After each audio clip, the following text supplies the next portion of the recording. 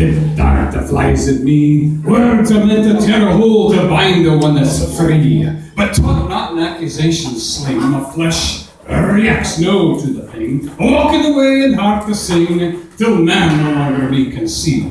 Then a turning point at him, the one invisible, made a sin. A loose a growl from deep within, and holy anger strips his grin. The curse is first upon your hold, upon the flesh of young and old. I must loose them by the blood I told. You have no place, no power, no hold. Nay, you shouldn't have come at me. Seed once small, now must a tree. You can't have him, you'll no touch me. Oh, go, get out, 'tis long past time. Out to the one and into the swine. 100, 1,000, 2, 3. Holy anger, come over me.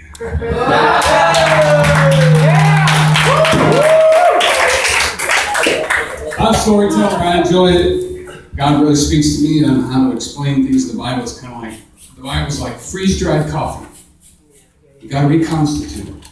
You got to add the spirit to it. When you do that, it expands and grows, and the flavor and the aroma comes forth. If you add that spirit, so just open it up, let God breathe on it, let it happen. This is one of the first stories I ever told. I heard the music first, and as soon as I heard the music, I saw this story happen. Every time I hear the music, I see the same story. I'm going to tell it to you now. I'm ready when you are. Yeah. 4.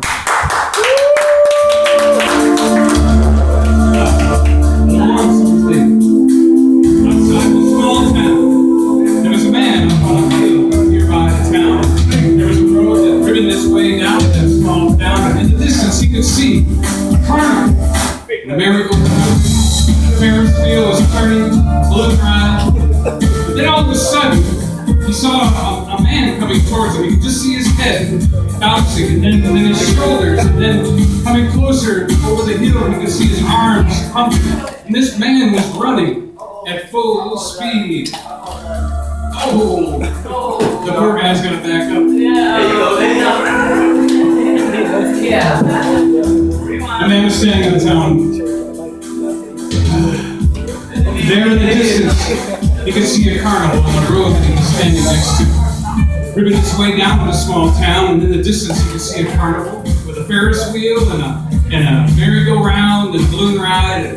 And suddenly his attention was diverted to the side where he saw someone coming towards him up the hill. It was a man running towards him, and he was in street clothes though, running at full speed, and he didn't know why. So as the man passed him by, he quickly turned and caught up to him and was running next to him. And as he was running next to him, he looked over at him and he could see the tears in the man's eyes were going back from his eyes straight to his ears, and his hair was flapping behind his head. And he was focused, looking at the ground in front of him, and he thought, well, what's going on? Why is this man so intense as he's running next to him? And then he looked ahead of the man, where the man was looking at the ground, and there, in the grass, he could see something moving through the grass like a snake. It wasn't a snake, no, it's the frayed end of a rope pulling through the grass, and he was intent to catching up to it, and reaching for it. It was just out of his reach. So that I decided to, well, where's this road going? And I could see that it was ahead of him, and then it went up into the sky.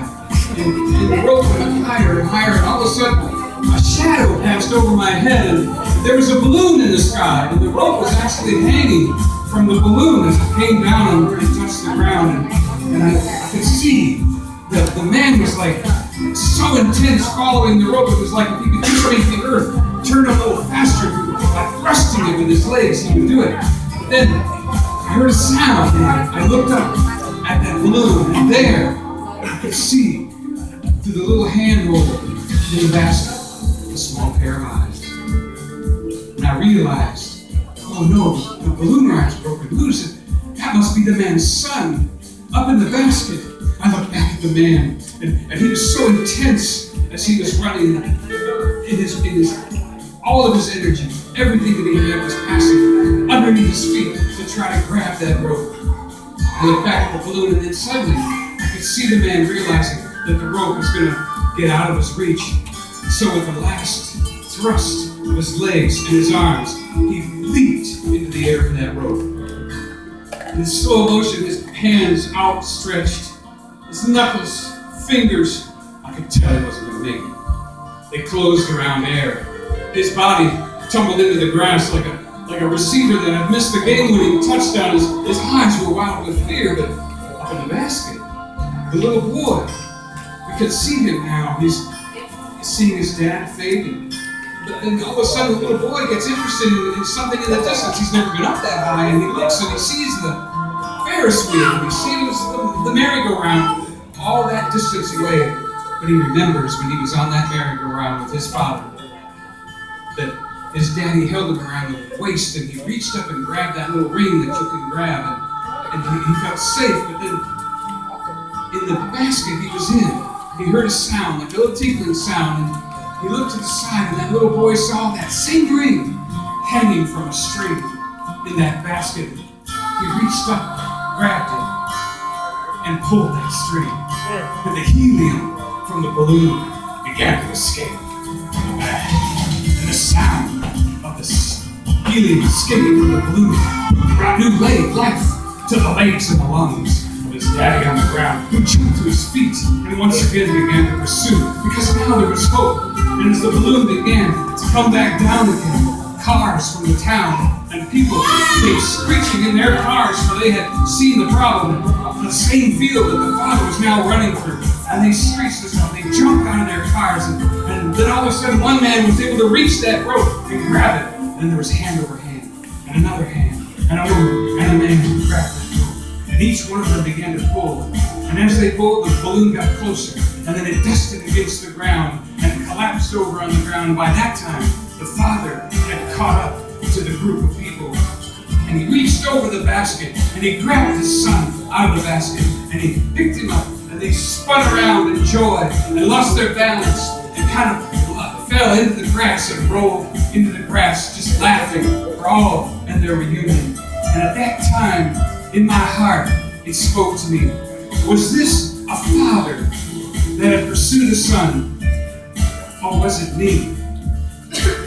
And was Jesus pursuing me, bringing me back to life from whatever had taken me away? Thank you.